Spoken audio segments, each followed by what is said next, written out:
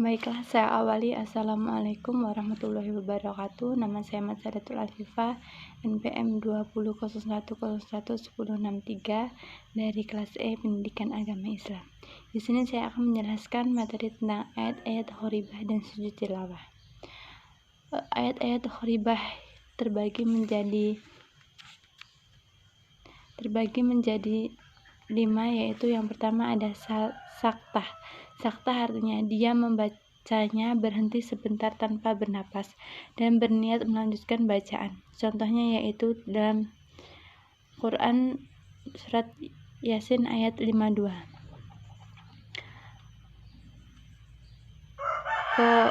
Qalu ya wailana man ba'asana min sarqadina hada ma wa'ada'ur rahmanu wa saddaqaul mursalun. Dan yang kedua yaitu imalah, artinya mencondongkan atau memiringkan saat membaca Fatkah.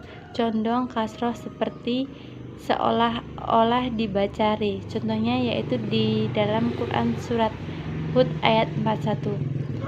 Fiha bismillahi barha wa mursaha inna rabbi lafafurur rahim. Dan yang ketiga yaitu isyam, yaitu membacanya mendengungkan nun kemudian bibirnya monyong tanpa suara setelah mematikan huruf. Contohnya yaitu dalam Quran surat Yusuf ayat 11.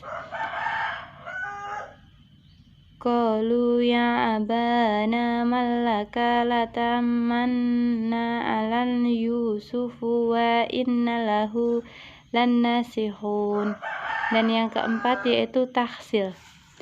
Tahsil yaitu membaca hamzah pertama dibaca jelas, sedangkan hamzah yang kedua meringankan bacaan hamzah ke alif. Contohnya di surat Fussilat ayat 44. Abaminu wa arabi'u. Dan yang terakhir yaitu naqil, yaitu memindahkan harokat hamzah ke huruf sukun sebelumnya. Contohnya dalam Quran surat Al-Hujurat ayat 11. Bisa uli usmu. Baiklah, penjelasannya yang kedua yaitu tentang sujud tilawah. Sujud tilawah adalah sujud yang dilakukan karena kita melakukan tilawah. Yang dimaksud dengan tilawah yaitu membaca Al-Quran. Di dalam Al-Quran di dalam Al-Quran Al-Karim ada beberapa ayat yang disebut dengan ayat sajdah. Setiap kali membaca ayat itu kita disunahkan untuk melakukan sujud, dan nama sujud itu dinamakan sujud tilawah. Cara melakukan sujud tilawah itu ada 2. Yang pertama yaitu sujud tilawah di dalam sholat. Apabila kita sedang melakukan sholat dan membaca ayat sajdah, maka kita hendaknya langsung sujud tanpa melakukan ruku dan iftidal lebih dahulu setelah membaca doa atau bacaan sujud tilawah selesai. Sebaiknya kembali ke posisi berdiri seperti semula dan melanjutkan sholat kita kembali.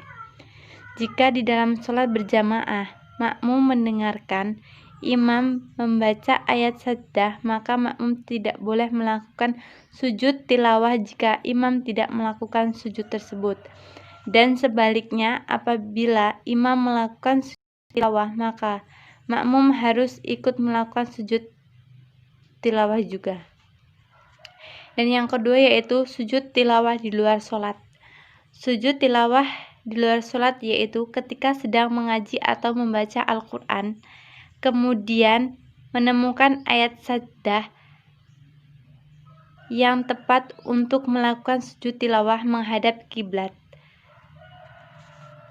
dan bisa duduk layaknya duduk iftirashi atau duduk di antara 2 sujud, kemudian takbir tidak wajib dan sujud.